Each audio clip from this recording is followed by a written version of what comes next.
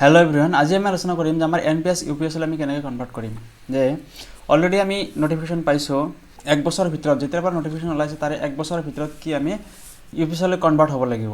গতিকে এই ক্ষেত্ৰত হয়তো অফিচে কি কৰিব, আসল প্ৰচেছটো ষ্টাৰ্ট কৰিব। হয়তো অফিচিয়েলি এতিয়ালৈকে কোনো প্ৰচেছ ষ্টাৰ্ট হোৱা নাই, কিন্তু হয়তো 2 মাহৰ ভিতৰতে এই আপোনাৰ প্ৰচেছ ষ্টাৰ্ট হৈ যাব। আৰু ইয়াৰ বাবে কি আমাক দুখন ফৰ্ম দিছে, এখন দিছে আপোনাৰ এনএক্সাৰ 1 আৰু কি এনএক্সাৰ 2। গতিকে এনএক্সাৰ 1 কাৰ ক্ষেত্ৰত আপোনাৰ প্ৰয়োজন হ'ব আৰু এনএক্সাৰ 2 কাৰ ক্ষেত্ৰত প্ৰয়োজন হ'ব সেই সম্বন্ধে আলোচনা কৰিম।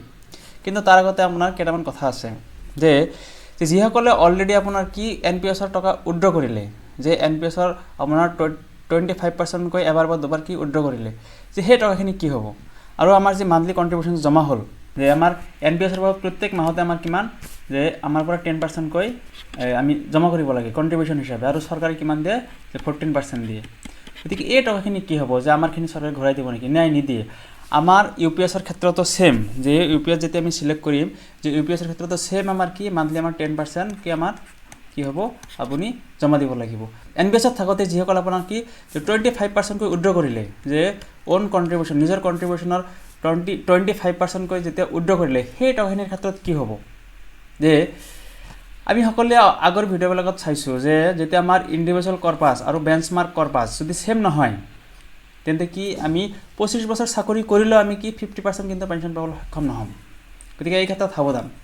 যে ধৰি লওক আমাৰ 25 বছৰ পাছত জমা হ'ব লাগিছিলে যে 3 CR, কিন্তু আমাৰ জমা হ'ল কিমান 2.8 CR। গতিকে এইখিনি যে আমাৰ বেঞ্চমাৰ্ক ইণ্ডিভিজুৱেল কৰ্পাছতকৈ আমাৰ কি বেঞ্চমাৰ্ক কৰ্পাছতকৈ আমাৰ ইণ্ডিভিজুৱেল কৰ্পাছ কম হ'ল। গতিকে এই ক্ষেত্ৰত আমি 50% পেঞ্চন কেতিয়াও নাপাওঁ। যদি আমি এতিয়াও আমাৰ চাকৰি যদি 25 বছৰতকৈ বেছিও হয়, কিন্তু যদি আমি অলৰেডি উইথড্ৰ কৰিছোঁ, কিন্তু এই ক্ষেত্ৰত আমি 50% পেঞ্চন আমি পাবলৈ সক্ষম নহ'ম।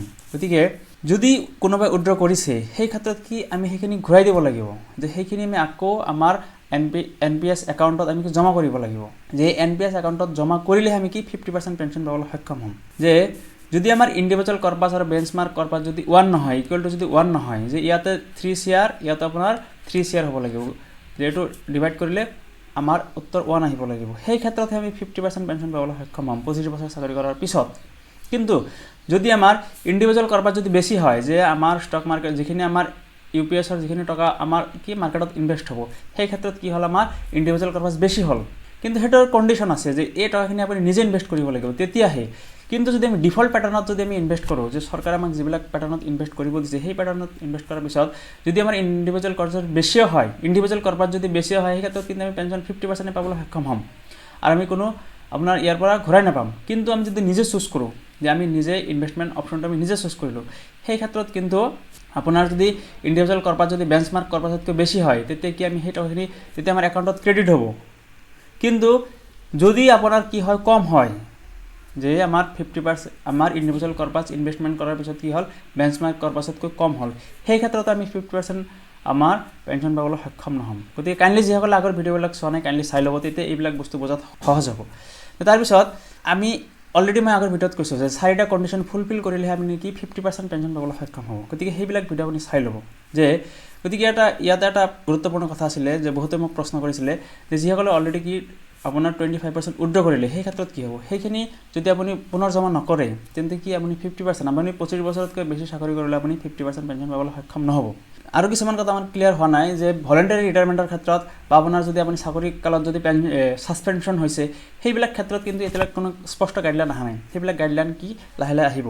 যে অলৰেডি এই নটিছখনত আপোনাৰ যিখন নটিছ আপোনাৰ 12/11/2025 ওলাল, ইয়াতে কিন্তু সেই কথাখিনি উল্লেখ কৰা হৈছে যে ভলেণ্টাৰী ৰিটায়াৰমেণ্ট, তাৰপিছত আপোনাৰ ছাছপেনশ্যন বা টাৰ্মিনেশ্যন, এইবোৰ ক্ষেত্ৰত ইউপিএছত কেনেকুৱা ইম্পেক্ট কৰিব, যে ইউপিএছৰ ক্ষেত্ৰত এইবিলাক ক্ষেত্ৰত ইউপিএছ আমাক কেনেকৈ সুবিধা প্ৰদান কৰিব বা কি কি গাইডলাইন হ'ব, সেই কথাখিনি এতিয়াও ক্লিয়াৰ হোৱা নাই।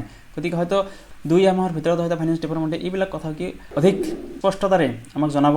এতিয়া আহিছোঁ আমি যে আমি আমাৰ অলৰেডি যে এনপিএছত যিসকলে আছোঁ, যে এক্সিষ্টিং যিসকলে ছাৰ্ভিচ হোল্ডাৰ আছে, যে সেইসকলে কি আপোনাৰ যে এনএক্সাৰ 1, যে সেইসকলে আপোনাৰ এই এনএক্সাৰ 1 আপুনি জমা দিব লাগিব। যে এটা for existing NPS employee as on date of notification of UPS, যে ইউপিএছৰ নটিফিকেশ্যন কেতিয়াৰ পৰা আমাৰ ইমপ্লিমেণ্ট হ'ব 1/4/2025, যে 1 এপ্ৰিল 2025 আগৰ যিখিনি আমাৰ চাকৰিয়াল আছে, সেইখিনি ক্ষেত্ৰত আমাৰ কি এনএক্সাৰ 1 আপুনি ফিল আপ কৰিব লাগিব।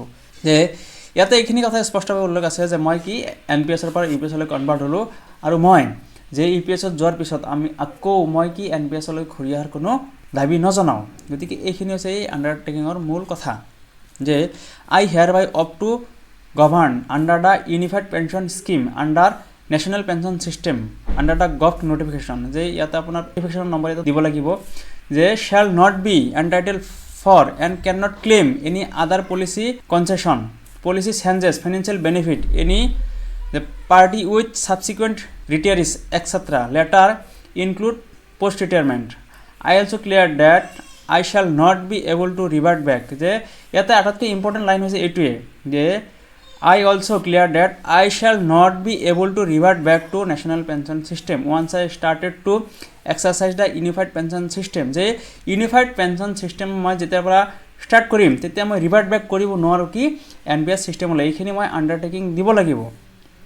তাৰপিছত আপোনাৰ ইয়াতে চিগনেচাৰ অফ দ্য কেণ্ডিডেট তাৰপিছত আপোনাৰ যে ইয়াতে name of the post date of joining date of posting আৰু কি চিগনেচাৰ কৰাৰ ডেট যে এইখিনি হৈছে আমাৰ যিসকলে অলৰেডি চাকৰি কৰি আছে আৰু যিসকলে কি এতিয়া আপোনাৰ যে 1/4/2025 UPS-ৰ নটিফিকেশ্যন আউট হোৱাৰ পিছৰ পৰা যিসকলে চাকৰি পাইছে সেইসকলৰ ক্ষেত্ৰত আপোনাৰ Annex 2 যে Annex 2ত সেই একেখিনি কথাই আছে যে I also clear that I shall not be able to revert back to national pension system once I started exercise unified pension system ইয়াতে প্ৰথমৰ পৰা কি আছে I hereby opt to be governed under the unified pension system under national pension system under the gov notification shall not be entitled for and cannot claim any other policy concessions policy change financial benefit any party with subsequent retirees etc later including post retirement যে মই যেতিয়া আপোনাৰ এই pension সিস্টেমত সোমাম তেতিয়াৰ পৰা মই ইয়াৰ বাহিৰে কোনো আপোনাৰ বেনিফিট বা কোনো চেঞ্জেছ মই ক্লেইম কৰিব নোৱাৰিম আৰু মই যেতিয়াৰ পৰা এই UPS ষ্টাৰ্ট কৰিম তেতিয়াৰ পৰা কি মই আকৌ NPS-লৈ ঘূৰি আহিব নোৱাৰিম। ঠিক এইখিনি কথা কি আমাৰ আণ্ডাৰটেকিঙত আমাৰ দিব লাগিব যে অফিচিয়েলি প্ৰচেছ ষ্টাৰ্ট হোৱা নাই কিন্তু হয়তো 2 মাহৰ ভিতৰত আমাৰ কি এইবিলাক প্ৰচেছ ষ্টাৰ্ট হৈ যাব। গতিকে ভিডিঅ'টো চাবৰ ধন্যবাদ।